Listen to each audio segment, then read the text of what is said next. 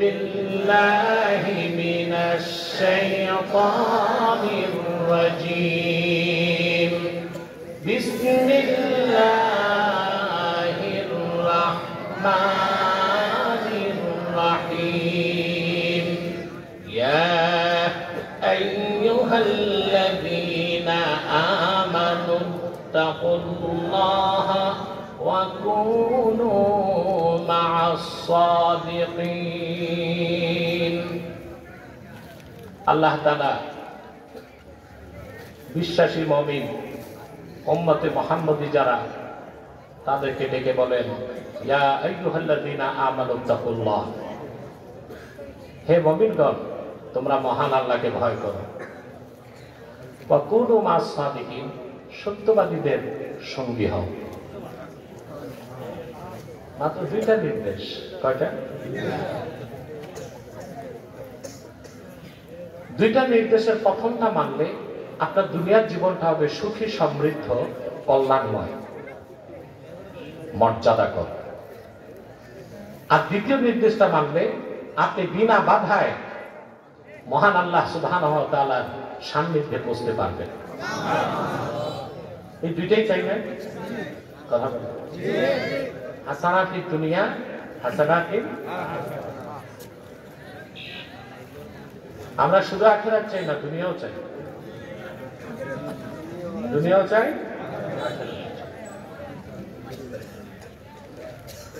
কিছু স্বেচ্ছাসেবক মেলাগুলো সরাতে সবসময় মাহফিল থেকে মেলা আর মহিলা দূরে রাখবেন। মেলা আর অনেক দূরে রাখবেন, আওয়াজটা বন্ধ করে আমি কিছু কথা বলি। তো যে প্রথম নির্দেশটা মানেন, আল্লাহকে ভয় করেন, আর যদি সত্যবাদীদের সঙ্গী হন, দুনিয়াও পাবেন, আখিরাতও পাবেন। সুবহানাল্লাহ। আল্লাহ কিন্তু বলেন নাই যে আপনার জঙ্গলে যে শুধু তাসবিহ পড়বেন, ভালো কাপড় পরবেন না, নোংরা কাপড় পরবেন, গোশত খাবেন না, খিচুড়ি খাবেন, স্প্রিং এর খাটে ঘুমাবেন না, কাঠের তক্তায় ঘুমাবেন, এটা বলা হয়েছে না। তাকওয়া ভিত্তিক জীবন যাপন করুন। লাখো টাকার পোশাক পরাও তাকওয়া, তালিযুক্ত পোশাক পরাও সুবহানাল্লাহ। আমরা তাকওয়া বুঝি না, আমরা তাকওয়া বলতে বুঝি সবচেয়ে কম দামি পোশাকটা পরব, 3 মাস ধুইব না, টুপিটা থাকবে ছিদ্রওয়ালা, প্লাস্টিকের স্যান্ডেল 7 বার ঝালাই দেওয়া হয়েছে। আমাদের দেশের পীর ফকিররা এটাই মনে করছে মুজাহাদা, ঠিক না? আসলে কি এটাই মুজাহাদা? আল্লাহ রাব্বুল আলামিন কোরআন কারীম সূরা আনকাবুতের শেষ আয়াতে বলেছেন ওয়াল্লাযীনা জাহাদু ফীনা লানাহদিয়ান্নাহুম সুবুলানা ওয়া ইন্নাল্লাহা লামাআল মুহসিনিন। আর যে সকল মুমিন মহান আল্লাহকে পাবার জন্য প্রাণান্তকর প্রচেষ্টা করলো, আল্লাহ বলেন আমাকে পাবার জন্য, আমার সান্নিধ্যে আসার জন্য আমার যে বান্দারা প্রাণান্তকর প্রচেষ্টা করলো, আমি আল্লাহ আমার কাছে পৌঁছার সব পথ তাদেরকে দেখাই দিব।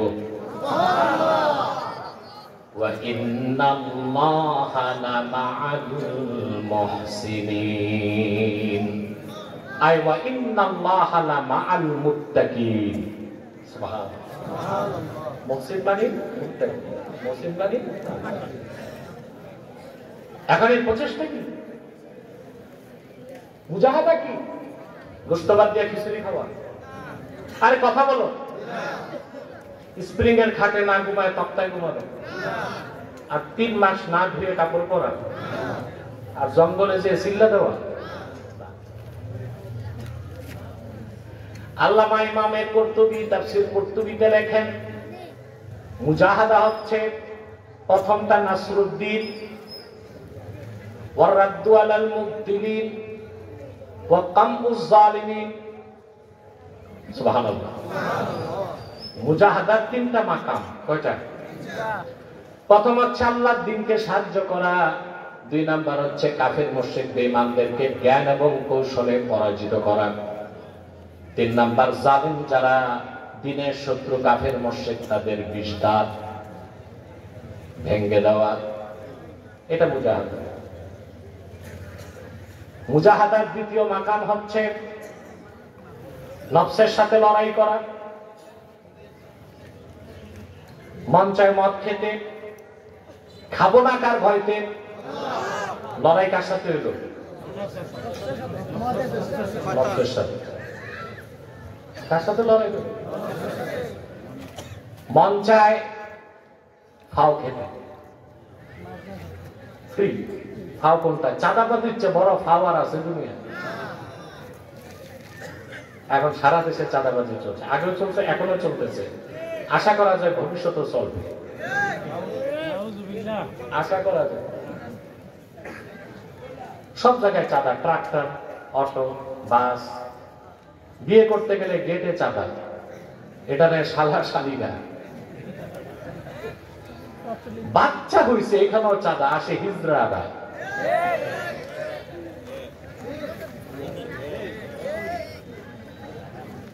শুধু বেঁচে গেছেন, মরার পর আপনাদের লাশ নেওয়ার সময় চাঁদা চায় না, তবে এটা শুরু হয়ে যাবে। কি বলে? ও মিয়া, তোমরা এখনো দাঁড়ায় আছো? চামড়া কি গন্ডারের নাকি? বললাম অমুসলিম বা হিন্দু ছাড়া মুসলিমরা বসো, বসে যাও, বসো। এখানে বসতে সমস্যা কি? ওয়াজ শুনবে, দাঁড়ায়, বসবে না। কয়েকজনের সমস্যা বুঝছি, জিন্সের প্যান্ট লাগাইছে চিকন সুপারি গাছের মধ্যে। এটা কি সেলাই করে ঠ্যাং দিছে না ঠ্যাং দিয়ে সেলাই করছে আমি বুঝি না। এখন যদি বলো বসো, বসলে বিপদ, চিচেন থাক।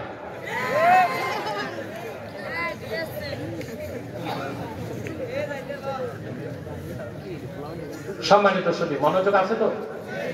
ঘুমাচ্ছেন না তো? আপনাদের কষ্টের কথা খেয়াল করি তো আগে বসছি, তবে আগে বসতে আমাকে 4 ঘন্টা বসতে হয়েছে। আমাকে আবার মাগরিবের পরপর দিত, তাহলে আমার সুবিধা হইত, তা তো হলো না। আর আমাকেও দেখতে হবে মাহফিলের স্বার্থটাও রক্ষা হবে। সম্মানিত সুধী, তাহলে মন চায় কি? ফাও খেতে। আপনি খাবেন না, কার ভয়তে? লড়াই করলেন কার সাথে? এটা মুজাহাদ। এটা কি? আমাদের দেশে বহুত পীরের মুরিদ দেখছি আমি, নামের আগে হাজি, নামের পরে গাজী, 5 ওয়াক্ত নামাজি, সুদ খায়। পীরের কাছে গেছে মুজাহাদা শিখতে। কি শিখতে? আর খায় কি? সুদ খায়। বিচারে বসলে ঘুষ খায়। নামাজি মানুষ তো কয় না, আমি সব থেকে হাতে ধরি না, পকেটে দেন। হাতে ধরে না, নিচে কই বাজার করবে আবার হাত দিয়ে, ঠিক না? এটা মুজাহিদ। সকালে জিকির, বিকালে জিকির, 10 মিনিট সকালে মোরাকাবা, 10 মিনিট বিকালে। কিন্তু আপনি সুদ ঘুষ হারাম ছাড়বেন না, আল্লাহর কসম করে বলছে, এটা মুজাহাদা নয়, এটা ভণ্ডামি। তাকওয়া কি? তাকওয়াটা কি মুজাহাদা? তাকওয়াটা কি? যে আল্লাহ বলছেন আল্লাহকে ভয় করো, এটা হচ্ছে ইমতিসালুল আওয়ামির ওয়া ইজতিনাবুন নাওয়াহি। কোরআন হাদিসের হুকুমগুলো মানা, নিষেধগুলো, এটাই তাকওয়া, এটাই মুজাহাদা। আর মুজাহাদা যারা করে তারা মুহসিনিন, তাদেরই অপর নাম মুত্তাকিন। আর বুঝতে পারলাম?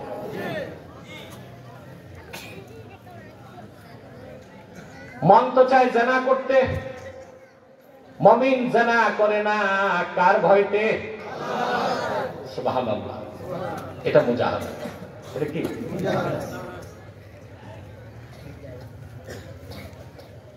আল্লাহ রাব্বুল আলামিন বলেন, ফাম্মা মান খাফা মাকাম রাব্বিহি ওয়া নাহান নাফসা আনিল হাওয়া ফাইন্নাল জান্নাতা হিয়াল মাওয়া। যে ঈমানদার কাল কিয়ামতে আল্লাহর সামনে দাঁড়াবার ভয় অন্তরে পোষণ করলো, আর তার নফস তার মন যা চাইলো তার থেকে কুপ্রবৃত্তি থেকে নিজেকে রক্ষা করলো, কার ভয়তে? কেন? হিসাব দিতে হবে। আল্লাহ পাক বলেন সেই ব্যক্তির পরকালে তার আবাস হবে আল্লাহর নূরের জান্নাত। আল্লাহ বলেছেন ইয়া আইয়ুহাল্লাযীনা আমানুত্তাকুল্লাহ, মুমিনরা আল্লাহকে ভয় করো।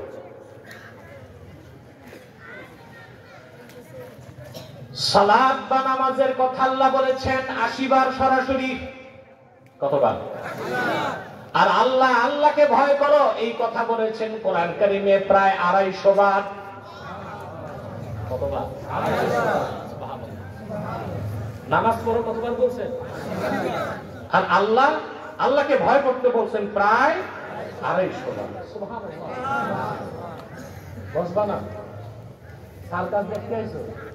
আরে মিয়া বসো আদরের সাথে। যুবকদেরকে বলছি সামনে এসে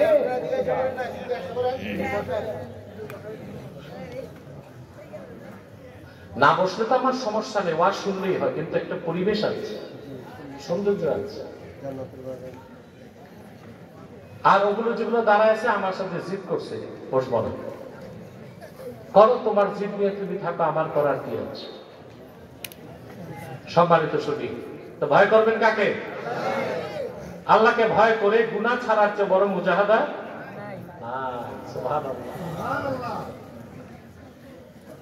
মুজাহাদার চূড়ান্ত ব্যাখ্যা দিচ্ছেন ইমাম কুরতুবী, যার পরে আর কোন ব্যাখ্যা বলবো?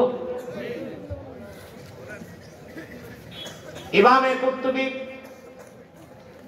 মুজাহাদার ব্যাখ্যা দিতে যে বলেন মাসালুস সুন্নাতি ফিদ দুনিয়া কামাসালিল জান্নাতি ফিল উকবা ফামান দাখালাল জান্নাতা ফিল উকবা ফাকাদ সালিমা ওয়া কাযালিকা মান আখাযাস সুন্নাহ ফাকাদ সালিমা। দুনিয়াতে সুন্নতের উদাহরণ হচ্ছে আখিরাতে জান্নাতের মতো। আখিরাতে যে জান্নাতে ঢুকলো সে যেমন নিরাপদ হয়ে গেল, আল্লাহর হাবিব মুহাম্মদ সাল্লাল্লাহু আলাইহি সাল্লামের মহাপবিত্র সুন্নতকে যে দুনিয়ায় আঁকড়ে ধরল সে সেরকম নিরাপদ হয়ে গেল। তার মানে সুন্নত তরিকায় চলার চেয়ে বড় কোনো তাকওয়া, কোনো মুজাহাদা, বড় কোনো ইবাদত আর নাই।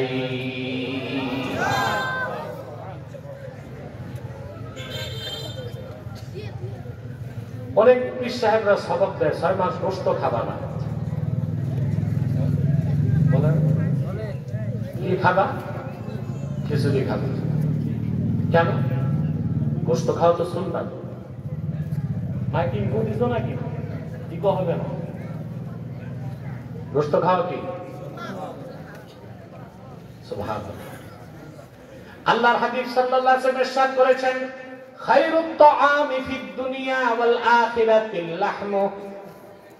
দুনিয়া আখিরাতের শ্রেষ্ঠ খানার নাম গোশত। মাঝে মধ্যে একটু একটু গোশত খাওয়া সুন্নাত, আবার প্রতিদিন বেশি বেশি খাওয়া বিদআত। আবার 6 মাস ছেড়ে দেওয়া কি উচিত হবে? মাঝে মধ্যে খাওয়া কি সুন্নাত, বেশি খাওয়া বিদআত। ইমাম শাফি বলেছেন ইন্নাল লাহমা ইউসাক্কিলুল কলবা। গোশত বেশি খেলে তা অন্তরকে শক্ত করে দেয়, এজন্য খেতে হবে কম, মাঝে মধ্যে। একদম ছেড়ে দেওয়া সুন্নাত না, ওটা রহবানিয়াত। ওটা কি বুঝতেছেন? দামি পোশাক পরলে কি গুনাহ হবে? আল্লাহ যদি দেন পড়তে হবে না? ইমামে বাগাবী মাআলিমুত তানজিলের মধ্যে হাদিস উল্লেখ করেছেন খারাজা রাসূলুল্লাহ সাল্লাল্লাহু আলাইহি ওয়াসাল্লাম ইয়াওমান ওয়া আলাইহি জুব্বাউন কিমাতুহু 4000 দিরহাম। সুবহানাল্লাহ।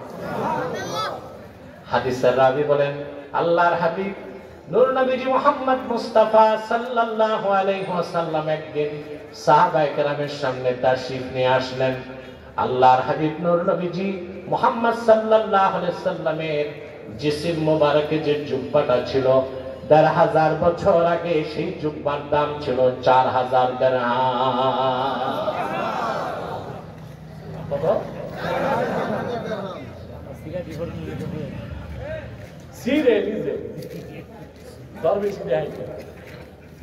দরবেশি শুধু জুব্বা কুর্তায়, ছোট একটা টুপি লাগে, জুব্বা একটা পুরান, দেখায় দুনিয়া চিনে না। খোঁজ নিলে দেখবেন বাড়ি আছে ৭টা, গাড়ি ৩টা, বউ ২টা। ঠিকটা তো ঠিক মতো কইলা না, ওই বেলায় মুজাহাদা নাই, সব মুজাহাদা জিসিমে। দেখেন কুর্তাটা পুরান, টুপিটা সেদা, ঠিক না? এগুলোর উদ্দেশ্য হচ্ছে মানুষকে দেখানো যে আমি দুনিয়া। বাড়ি আছে কয়টা? আর গাড়ি আছে, বউ আছে। মাশাআল্লাহ, আরো হোক, আরো বাড়ুক।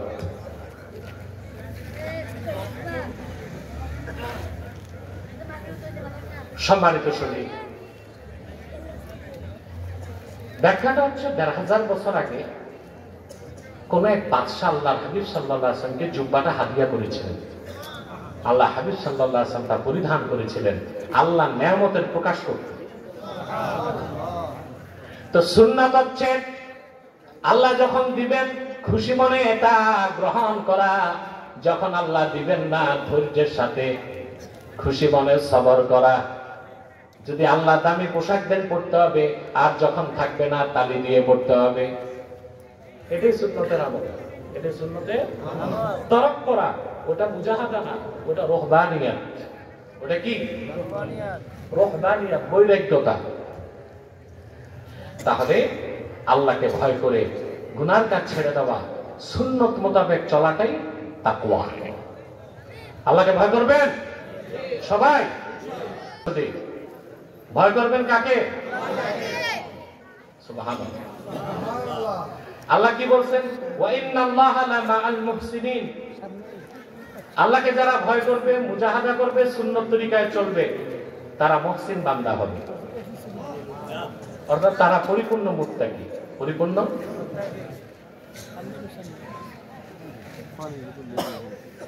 এখন মুত্তাকিরাই যে মুহসিন এটা বুঝতে হবে না? কথা বলেন, এটা তাফসীর আমাকে করতে হবে না, কোরআন কারীম সাক্ষ্য দেয়।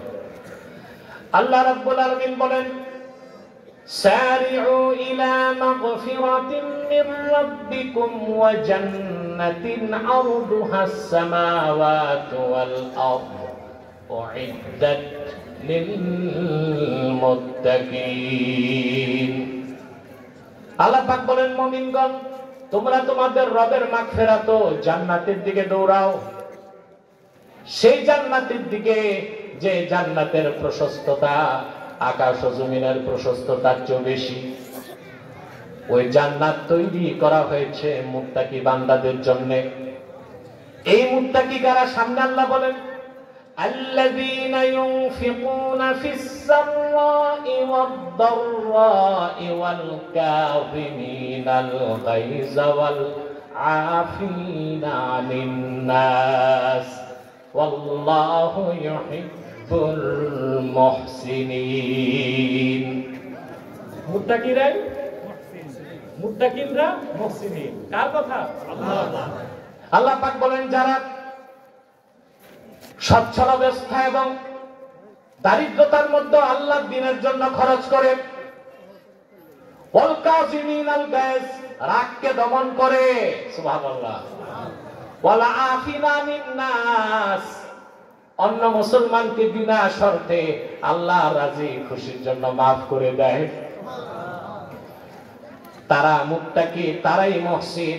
আল্লাহ বলেন, আল্লাহু ইউহিব্বুল মুহসিনিন। আল্লাহ মুহসিন বান্দাদেরকে ভালোবাসেন। আমি একটা হাদিস শোনাবো আপনাদেরকে, বলবো এই আয়াতের ব্যাখ্যায়। আমার ব্যক্তিগত জীবন একটা দুর্বলতা ছিল, আমার রাগ খুব বেশি ছিল, খুব রাগী ছিলাম আগে।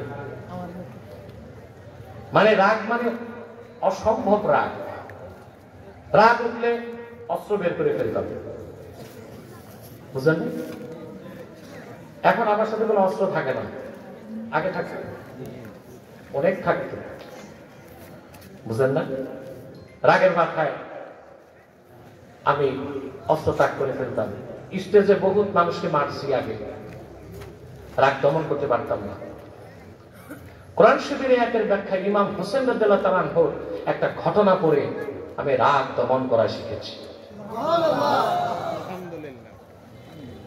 ইমাম হোসেন রাদিয়াল্লাহু তাআলা আনহু তিনি ওযু করতেছেন, ওযুর পাত্রটা ছিল খাদেমের হাতে, পাত্রটা ছিল লোহা। ভুলক্রমে খাদেম পাত্র উঠাইছে, লোহার পাত্র লেগে ইমাম হোসেনের দাঁত শহীদ হয়ে গেছে।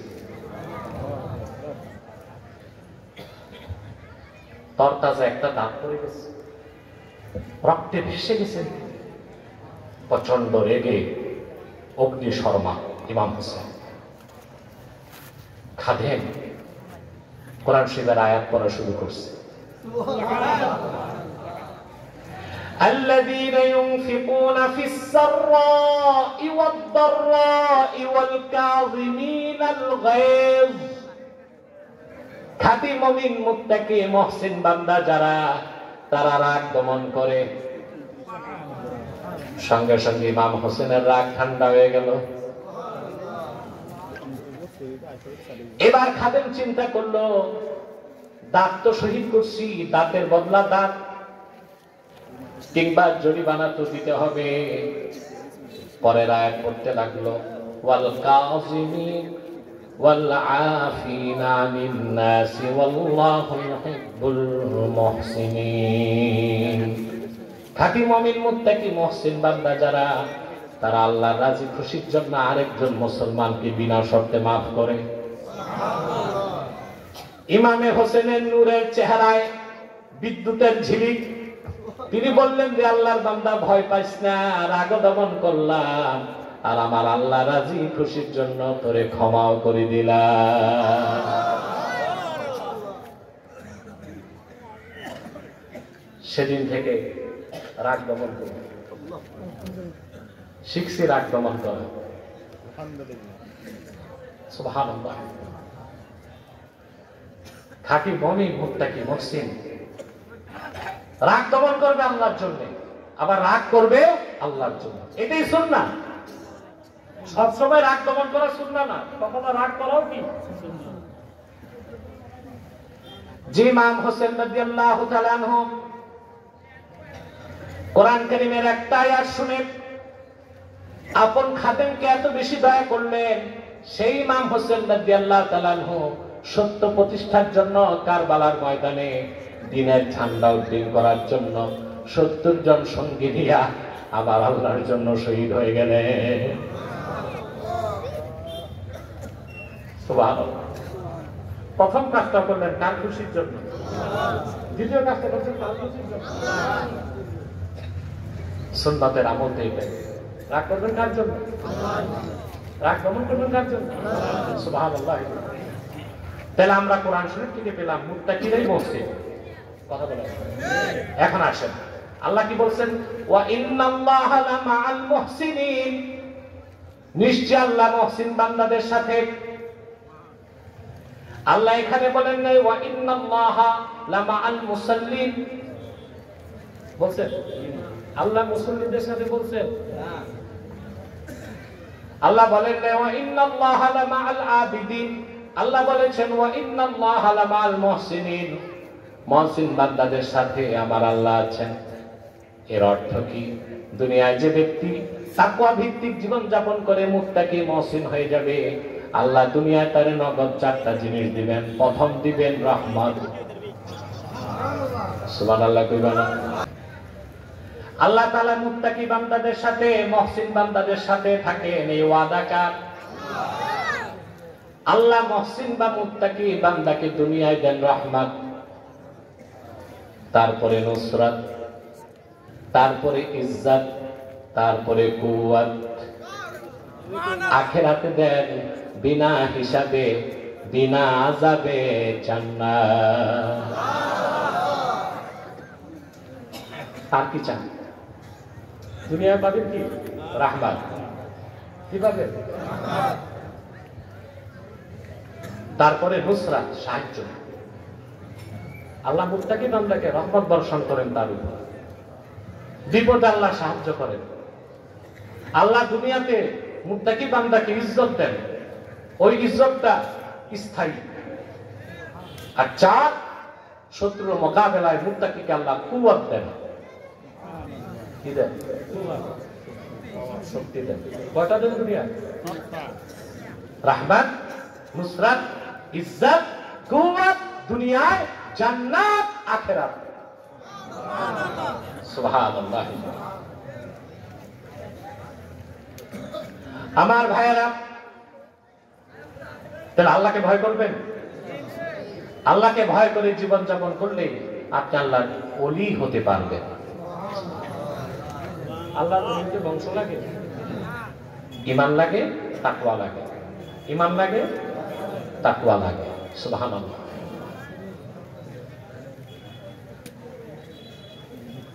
যখন কোন মুমিন বান্দা আল্লাহকে ভয় পায়, গোটা মাখলুকাত তার মুখাপেক্ষী হয়ে যায়। সুবহানাল্লাহ বলবেন। আল্লাহ রাব্বুল আলামিন বলেন, ওয়া মান ইয়াত্তাকিল্লাহা ইয়াজআল লাহু মাখরাজা ওয়া ইয়ারযুকহু মিন হাইথু লা ইয়াহতাসিব। যে মুমিন বান্দা আল্লাহকে ভয় করে, আল্লাহ তাআলা বিপদে তারে বাঁচার পথ দেখায় দেন। আর এমন ভাবে আল্লাহ তারে রিজিক দেন যার কোনো হিসাব তার কাছে থাকে না।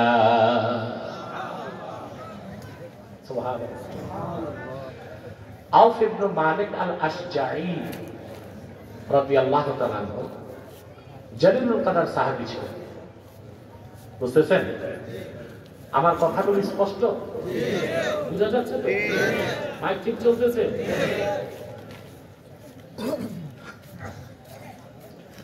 আউফ ইবনে মালিক আল আশজাঈ রাদিয়াল্লাহু তাআলা আনহু ওনার ছেলেকে মুশরিকরা নিয়ে বন্দী করছে। একটাই ছেলে। আউফ ইবনে মালিক আল আশজাঈর স্ত্রী বললেন, প্রিয় স্বামী, জলদি তুমি আল্লাহর হাবিব রাহমাতুল লিল আলামিনের কদমে চলে যাও। আল্লাহর হাবিবের কাছ থেকে সমাধান আনো, কেমন করে আমরা আমাদের সন্তানকে ফিরে পেতে পারি। বুক ভরা দুঃখ, চক্ষু ভরা পানি নিয়ে আউফ ইবনে মালিক আল আশজাঈ আল্লাহর হাবিব সাল্লাল্লাহু আলাইহি ওয়াসাল্লামের কদমে আসলেন। এসে বললেন, ইয়া রাসূলুল্লাহ, ইয়া হাবিবাল্লাহ, ইয়া রাসূলুল্লাহ, ইয়া হাবিবাল্লাহ, আমার একজন সন্তান মুশরিকরা নিয়ে বন্দী করে রেখেছে। তার মা কান্না করতে করতে অস্থির হয়ে গেছে। কোন ব্যবস্থা বলেন, সমাধান কি? আল্লাহর হাবিব বললেন, যাও আল্লাহকে ভয় করো আর বেশি বেশি পড়ো লা হাওলা ওয়ালা কুওয়াতা ইল্লা বিল্লাহ। বুক ভরা আশা নিয়ে চোখের পানি মুছতে মুছতে আউফ ইবনে মালিক আল আশজাঈ রাদিয়াল্লাহু তাআলা আনহু বাড়ি ফিরে আসলেন। স্ত্রী বললেন, আল্লাহর হাবিব কি ব্যবস্থা দিলেন, কি সমাধান দিলেন? সাহাবী বললেন, আমারানি রাসূলুল্লাহ সাল্লাল্লাহু আলাইহি ওয়াসাল্লাম ওয়া ইয়াকে আন নাস্তাকসিরা বিন কাওলি লা হাওলা ওয়ালা কুওয়াতা ইল্লা বিল্লাহ। স্ত্রী, আল্লাহর হাবিব আমাকেও তোমাকে আদেশ করেছেন আমরা যেন আল্লাহকে ভয় করি আর বেশি বেশি পড়ি লা হাওলা ওয়ালা কুওয়াতা ইল্লা বিল্লাহ। তাফসীর ইবনে কাসীর সাক্ষ্য দেয়, স্বামী স্ত্রী আল্লাহর হাবিব সাল্লাল্লাহু আলাইহি সাল্লামের কথার উপর আমল শুরু করে দিলেন। ওইদিকে আল্লাহ তাআলা আউফ ইবনে মালিক আল আশজাঈর সন্তানকে বাঁচার পথ আল্লাহ করে দিলেন। হাত পা বাঁধা মরুভূমিতে বসা, মুশরিকরা গাল গল্পে মশগুল, আল্লাহ তাদের মনোযোগ সরায় দিলেন। আল্লাহ বুকে সাহস দিলেন। আউফ ইবনে মালিক আল আশজাঈ হাত ধরে টান দিলেন, রশি ছিঁড়ে গেল। পায়ের বাঁধন খুলে হাঁটা দিলেন, আল্লাহ তাআলা মুশরিকদের জ্ঞান বুদ্ধি চোখ সব অবশ করে রাখলেন। সাহাবীর সন্তান মনে করলেন, কয়েকদিন যাবত বাড়িতে ছিলাম না, বাবা মা কি খায় জানি না, আমি বা যে কি খাবো, কামাই রোজগার বন্ধ ছিল। মরুভূমিতে সাহাবীর সন্তান দেখলেন মুশরিকদের বকরির পাল। পিছনে যে বললেন বকরিগুলোকে, চল আমার সঙ্গে বাড়ি আয়। হাদিস সাক্ষ্য দেয়, আউফ ইবনে মালিক আল-আশজাই সন্তান মুক্ত হয়ে শুধু বাড়ি আসে নাই, বাড়ি ফিরে আসলো, সঙ্গে পিছনে পিছনে কাফেরদের 4000 বকরি বাড়িতে চলে এসেছে। আল্লাহ রাব্বুল আলামিন সঙ্গে সঙ্গে কোরআনের আয়াত নাজিল করে ঘোষণা দিয়ে দিলেন, ওয়া মান ইয়াত্তাকিল্লাহা ইয়াজআল লাহু মাখরাজা ওয়া ইয়ারযুকহু মিন হাইথু লা ইয়াহতাসিব। যে আল্লাহকে ভয় করবে, আল্লাহর উপর ভরসা রাখবে, কোন মাখলুকাতকে ভয় করবে না, বিপদের সময় আল্লাহ তাকে পথ দেখায় দিবেন, বাঁচার পথ আল্লাহ করে দিবেন, আর এমন ভাবে তাকে রিজিক দিবেন যার ধারণাও তার থাকবে না। বলেন সুবহানাল্লাহ। মহব্বতের সাথে বলেন, ভয় করবেন কাকে? আল্লাহকে ভয় করে গুনাহ ছাড়তে হবে।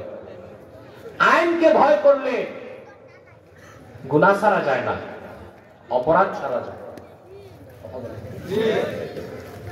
পৃথিবীতে অনেক কল্যাণ রাষ্ট্র আছে, আছে না?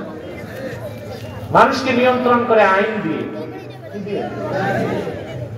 আইন থাকলে মানুষগুলো মানুষ দেখা যায়, আইন উঠে গেলে ওগুলোর আর মানুষ মনে হয় না, জঙ্গলি জানোয়ার মনে হয়। এতটা বিশৃঙ্খল কেন অবস্থা এখানে? ও যে আওয়াজ কেন? এরা কি এলাকারই সন্তান না বহিরাগত? আমার তো মনে হয় বহিরাগত। আমি তো জানি কোম্পানিগঞ্জ আশপাশে ছেলেগুলো খুব ভদ্র, স্টাবলিশড এবং এডুকেটেড, কালচার্ড, সভ্য, ভদ্র, সংস্কৃত মানা। এগুলো বাইরের থেকে আসছে, রোহিঙ্গা হইতে পারে।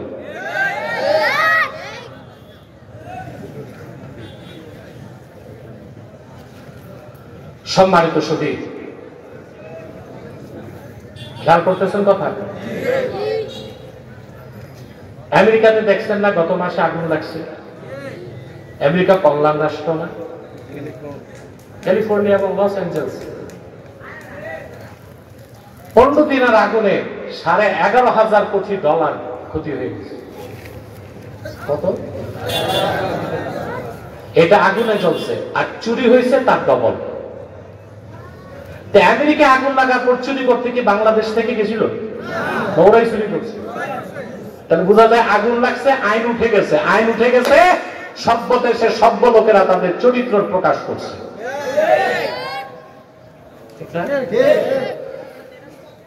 আইন কানুন দিয়া মানুষকে নিয়ন্ত্রণ করা যায়, মানুষের চরিত্র গঠন করা যায় না। কিন্তু শরিয়া রাষ্ট্রে, ইসলামী রাষ্ট্রে যে আইন হয়, ওটা তাকওয়া ভিত্তিক আইন হয়। ওখানে মানুষ মানুষের মতো গড়ে ওঠে। সুবহানাল্লাহ বলবেন। আল্লাহর ভয়তে মানুষ যখন অপরাধ ছাড়ে, দিনের বেলায় সে যেমন দরবেশ, রাতের বেলায় ওই রকম দরবেশ। সে জানে দিনের বেলা মানুষ দেখবে, খারাপ কাজ করব না, রাতের বেলা মানুষ দেখবে না, আল্লাহ তো দেখবেন।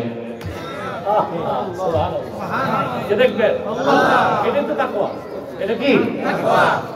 আমি আরবি সাহিত্যে একটা গল্প পড়ছিলাম। এক চোর তার মেয়েকে নিয়ে গেছে আলু বোখারা চুরি করতে। আলু বোখারা খেয়েছেন? গোলাপু না, আলু বোখারা বিরিয়ানিতে দেয়, এটা ভালো জিনিস, খাইতে মজা। হ্যাঁ, এখন গাছে উঠবে তো ছোট্ট মেয়ে, একদম কিশোরী, আকলও ঠিক মতো আসে না। চোর গাছে উঠে মেয়েকে জিজ্ঞেস করে, মা দেখো তো, মেয়ে দেখো তো আমাদের কেউ দেখে কিনা? বাবা দেখে।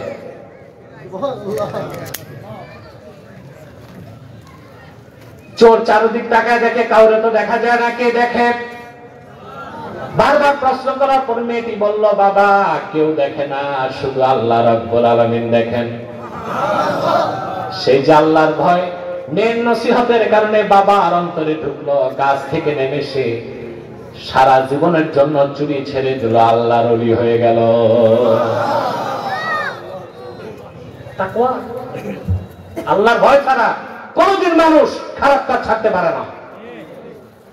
আল্লাহর ভয়, তাকওয়া ভিত্তিক রাষ্ট্র সমাজ না হলে কোনদিন দুর্নীতিমুক্ত দেশ গড়া যায় না। যায়? আমরা যারা শরিয়া রাষ্ট্র চাই, ইসলামী আইনে দেশ চলবে, তাদের তো এটি চাওয়া। দুনিয়ার কম কল্যাণ রাষ্ট্র আব্বাসী ঘুরে নাই, সব দেখা যাচ্ছে। কল্যাণ রাষ্ট্রের নামে, সভ্যতার নামে, সভ্যতার খোলসের নিচে অসভ্যতা।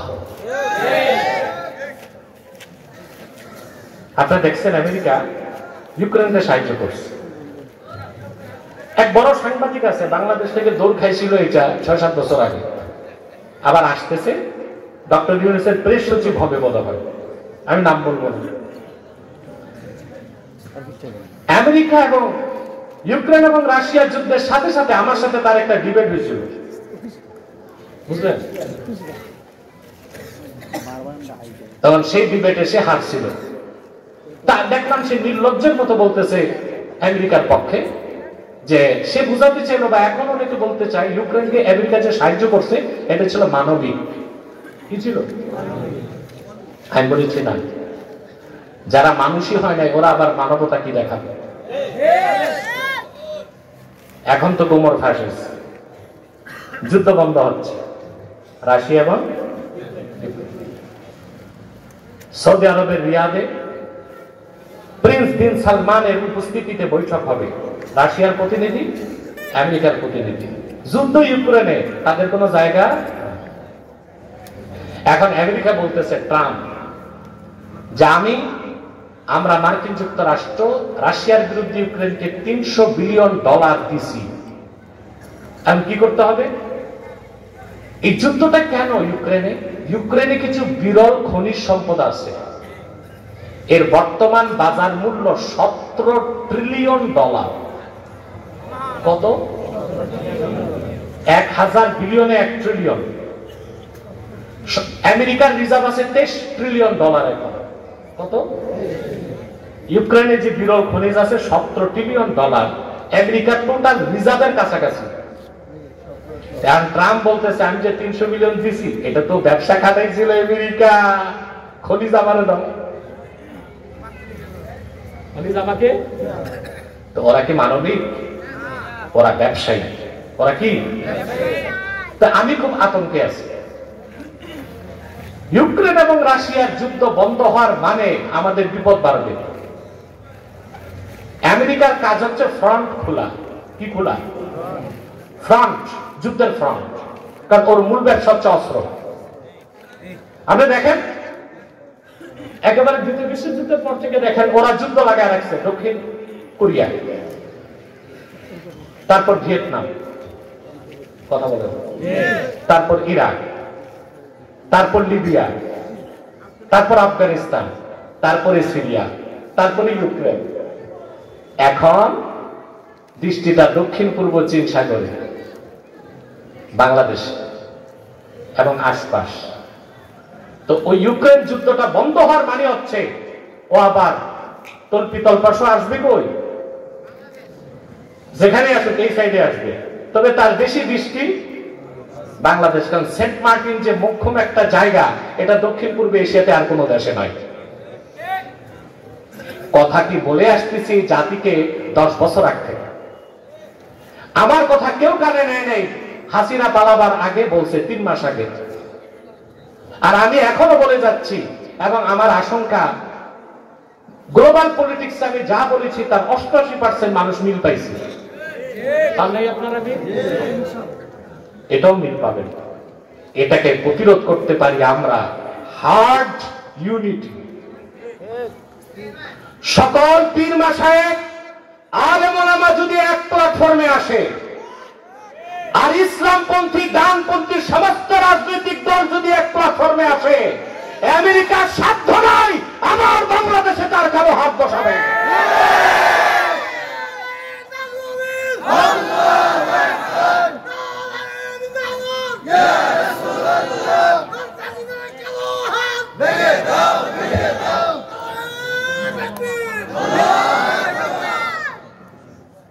এই কথাগুলো বলার এখন কিন্তু সময় না, কেউ বলতেছে না, আমি বলছি, কারণ আমি আল্লাহ ছাড়া কাউরে ভয় পাই না। মুহাম্মদ সাল্লাল্লাহু আলাইহি সাল্লামের এই নগণ্য গোলাম আল্লাহ ছাড়া কাউরে 2 পয়সা ভয় পায় না।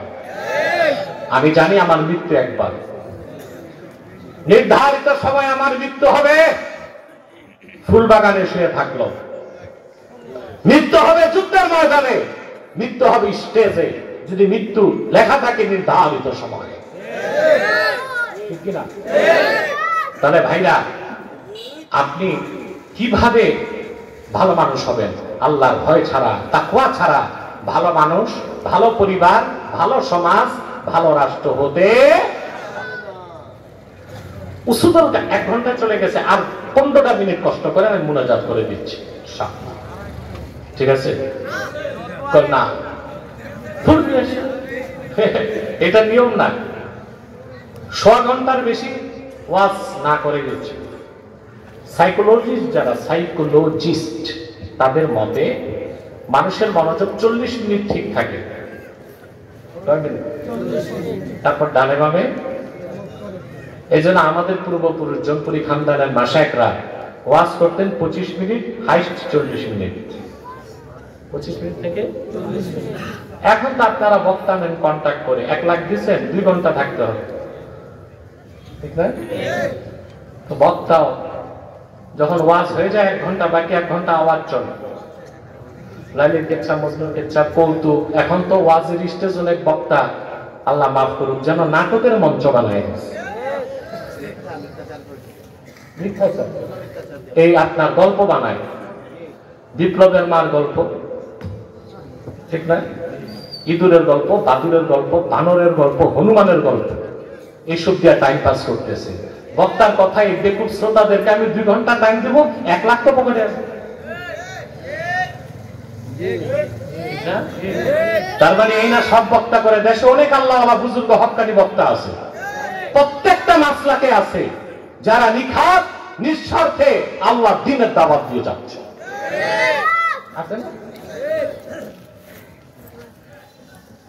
সম্মানিত সুধী, উসুদুল গাবা রিজাল শাস্ত্রের কিতাবে এসেছে, আব্দুল্লাহ ইবনে ওমর রাদিয়াল্লাহু তাআলা আনহু তিনি একদিন মক্কা মুকাররমায় হাঁটতেছেন, পাহাড়ের উপর থেকে এক রাখাল বেদুইন বকরির পাল নিয়ে নামতেছে।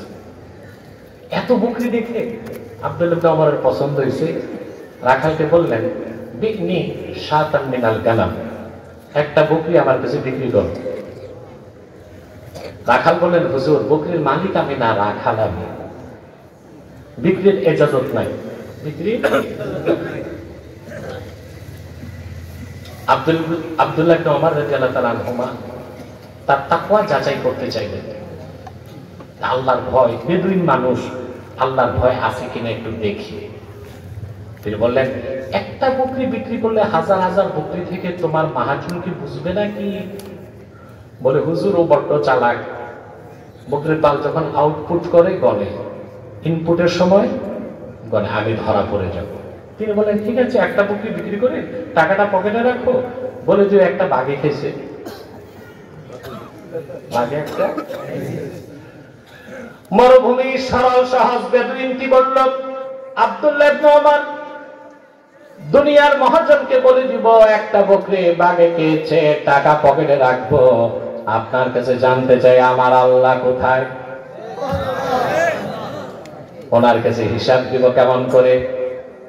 আমি আমার দুনিয়ার মহাজনকে বুঝ দিতে পারলো, আল্লাহ রাব্বুল আলামিনের কুদরতের চক্ষু তো ফাঁকি দিতে পারবো না। এর নাম তাকওয়া। এর নাম কি? আল্লামা আবুল কাসেম কুশাইরি রাহমাতুল্লাহ জুনায়েদ বাগদাদির একটা ঘটনা লেখছেন আর রিসালাতুল কুশাইরিয়াতে। এটা তরিকত তাসাউফের একেবারে মাস্টারপিস। তরিকত তাসাউফের যত মারাজে মূল কিতাব, এর একটা হচ্ছে আর রিসালাতুল কুশাইরিয়া। এটার আবার আরবি সরা লেখছেন মোল্লা আলী কারি রহমতুল্লাহ। কিতাবটা আজকে লেখা না, 1100 বছর আগে।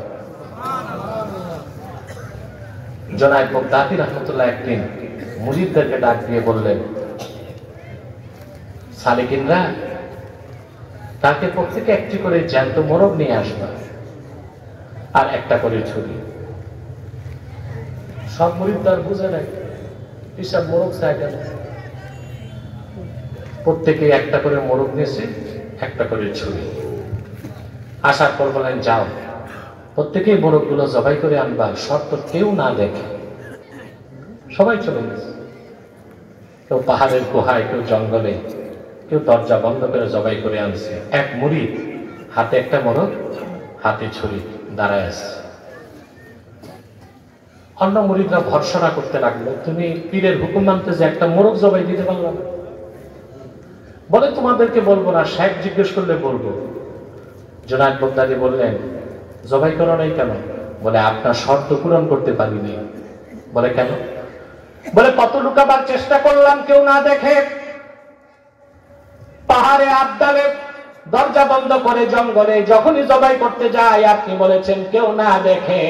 কোরআনের আয়াত আমার সামনে ভেসে উঠে, লা তুদরিকুল আবসারু ওয়া হুয়া ইউদরিকুল আবসারা ওয়া হুয়াল লাতীফুল খাবীর।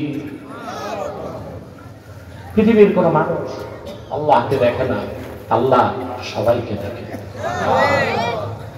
আমি সবার চোখ ফাঁকি দিতে পারলো, আল্লাহ তাআলার চোখ ফাঁকি দিব কেমন করে? জবাই করি নাই।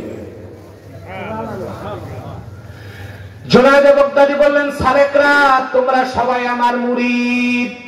আরে একজন লোক মুরিদ থেকে হয়ে গেছে মুরাদ। এটাই তো যাচাই করতে চেয়েছিলাম। মুরাকাবা মুশাহাদার মাধ্যমে তোমরা তোমাদের ইয়াকিনটা আইনুল ইয়াকিন হয়েছে কিনা দেখতে চেয়েছিলাম। তোমরা সবাই এখনো তরিকতের পথে মুরিদ রয়ে গেছো, কিন্তু আমার এই সালেক তরিকতের পথে মুরিদ থেকে মুরাদের দরজায় চলে গেছে। তাকওয়া কার ভয়? আল্লাহ তাআলা সব সময় দেখেন। এই বিশ্বাস যার আছে সে নিয়মিত গুনাহ কাজ করবে। আরে ভাই আমরা তো সাধারণ মানুষ, গুনাহ হতেই পারে, তবে কবিরা গুনাহ যেন না হয়। সগীরা গুনাহ হয়, সগীরা গুনাহ হলে চিন্তাও নাই, সগীরা গুনার জন্য তওবা লাগে না। ঠিক মতো ফরজ নামাজ জামাতে পড়লে গুনাহ মাফ। আল্লাহ রাব্বুল আলামিন কোরআন কারীমে বলেন الذين يجتنبون كبائر الإثم والفواحش إلا اللمم। এই লামাম হচ্ছে সগীরা গুনাহ। কি গুনাহ? আল্লাহ তাআলা তাদেরকে নেককার হিসেবে গ্রহণ করেন যারা বড় কবিরা গুনাহ, বড় ফাহিশ কাজ করে না। তবে লামাম সগীরা গুনাহ ছোটখাটো হইতে পারে, আল্লাহ মাফ করে দেন। কখন মাফ করেন? ঠিক মতো নামাজ পড়লে, নফল রোজা রাখলে, জুমার নামাজে গেলে, সাদকা করলে। বুখারী শরীফের হাদিস, কোন একজন সাহাবী কোন একজন সুন্দরী মহিলাকে জড়িয়ে ধরেছিল। এর চেয়ে বেশি কিছু হয় নাই। আল্লাহর ভয়তে তার অন্তরাত্মা কাঁপতে লাগলো। পাম্পন্নত অবস্থায় সাহাবী আল্লাহর হাবিবের সাল্লাল্লাহু আলাইহি সাল্লামের খেদমতে এসে বললেন, ইয়া রাসূলুল্লাহ, ইয়া হাবিবাল্লাহ, আমি শয়তানের প্ররোচনায় একজন মহিলাকে জড়ায় ধরেছি। আমার তো অনেক বড় গুনাহ হয়ে গেছে, আমি কি করব? আল্লাহর হাবিব বললেন, ওযু করে ইখলাসের সাথে জামাতে নামাজ পড়ো, আল্লাহ তোমার গুনাহ maaf করে দিবেন। সঙ্গে সঙ্গে আল্লাহ কোরআনের আয়াত নাযিল করে দিলেন, আকিমিস সালাতা তারাফা ইন্নাহারি ওয়া যুলাফাম মিনাল লাইল ইন্নাল হাসানাতি ইউযহিবনাস সাইয়্যাত। এই সাইয়্যাত হচ্ছে সগীরা গুনাহ। কি? যারা নেক আমল করবে তাদের সগীরা গুনার জন্য তওবা করতে হয় না। ফজর নামাজ যে ব্যক্তি জামাতে পড়ল, যোহর পর্যন্ত যত সগীরা গুনাহ হবে, যোহর নামাজ পড়লে তার সগীরা গুনাহ অটোমেটিক মাফ। আসর পর্যন্ত যত গুনাহ হবে, আসর নামাজ পড়লে সব মাফ। মাগরিব পর্যন্ত যত গুনাহ হবে, মাগরিব নামাজ জামাতে পড়লে সব মাফ। এশা পর্যন্ত যত গুনাহ হবে, এশার নামাজ জামাতের সঙ্গে পড়লে সব মাপ, নিষ্পাপ হয়ে বিছানায় যেতে পারবে। রাতে যদি মৃত্যু হয় নিষ্পাপ শিশুর মতো পবিত্র অবস্থায় আমার আল্লাহ সাক্ষাতে চলে যাবে। গুনাহ হতেই পারে, সগীরা গুনাহ, কবিরা না।